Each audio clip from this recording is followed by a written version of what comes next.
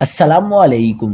کراچی میں motor cycle سوار افراد کے لیے بری خبر آ گئی۔ ٹریفک پولیس نے کریک ڈاؤن کی تیاریاں کر لیں۔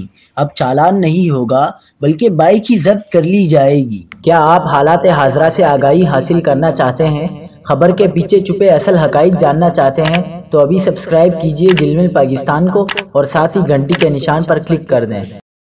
آپ کو بتاتے چلیں کہ کراچی میں موٹر سائیکل سوار شہری ہو جائیں ہوشیار۔ 22 جنوری کے بعد بغیر نمبر پلیٹ موٹر سائیکلیں ضبط کرنے کا فیصلہ۔